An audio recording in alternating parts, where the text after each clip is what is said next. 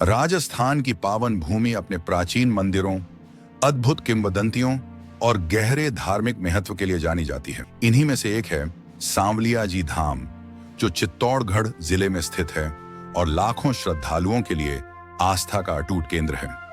यह मंदिर सिर्फ एक पूजा स्थल नहीं, बल्कि भक्त और भगवान के प्रेम का ऐसा संगम है जहां हर कोई अपनी मनोकामना पूरी होने की आशा लेकर आता है। किंवदंती है कि सन 1940 में भोलाराम नामक एक साधारण ग्वाले को लगातार 3 रात एक ही सपना आया। सपने में एक दिव्य स्वर गूंजता, भोलाराम, हमारी मूर्तियां धरती के नीचे छिपी हैं, हमें बाहर निकालो और हमारे लिए धाम बनाओ। सपना इतना सजीव था कि भोलाराम की आंख खुलने के बाद भी कानों में वह आवाज गूंजती रही। पहले दिन उसने इसे मात्र एक स्वप्न मानकर अनदेखा किया, लेकिन जब वही दृश्य लगातार 3 रातों तक आया तो भोलाराम को समझ आ गया कि यह कोई साधारण स्वप्न नहीं, बल्कि स्वयं भगवान का आदेश है। भोलाराम ने गांव के लोगों को अपनी बात बताई।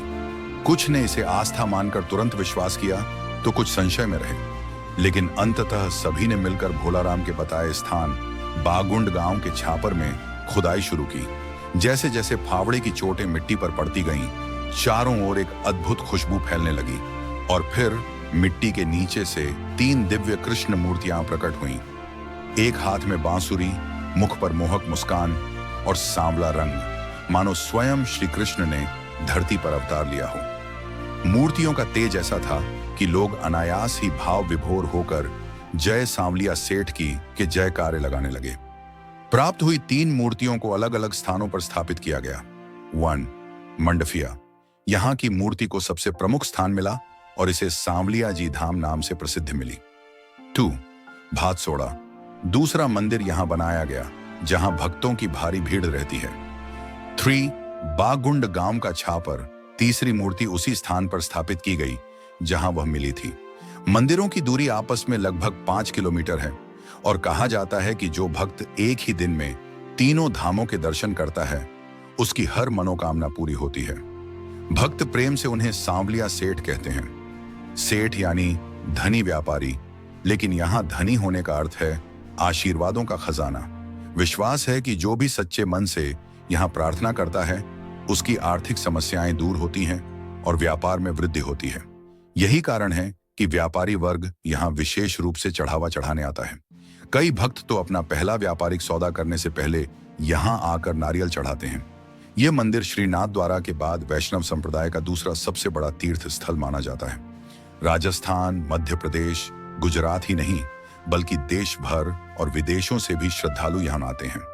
चित्तौड़गढ़ रेलवे स्टेशन से दूरी 41 किलोमीटर, डबोक एयरपोर्ट से दूरी 65 किलोमीटर, मंदिर का भव्य शिखर, कलात्मक नक्काशी और सुनहरे सिंहासन पर विराजमान सांवलिया जी का स्वरूप, ये सब मिलकर एक ऐसा वातावरण रचते हैं जहां भक्त की आत्मा शांति का अनुभव करती है।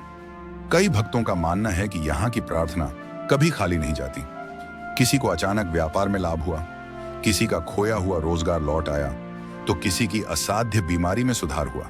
माना जाता है कि सांवलिया जी भक्त की पुकार को सुनते हैं और समय आने पर उन्हें उनका हक देते हैं। विशेष अवसरों पर यहाँ विशाल मेले और भजन संध्या का आयोजन होता है।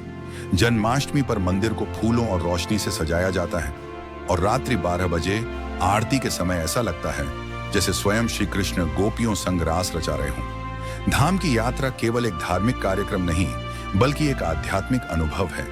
यहाँ की हवा में भक्ति है, वातावरण में शांति और मंदिर के हर कोने में भगवान की मुस्कुराती छवि।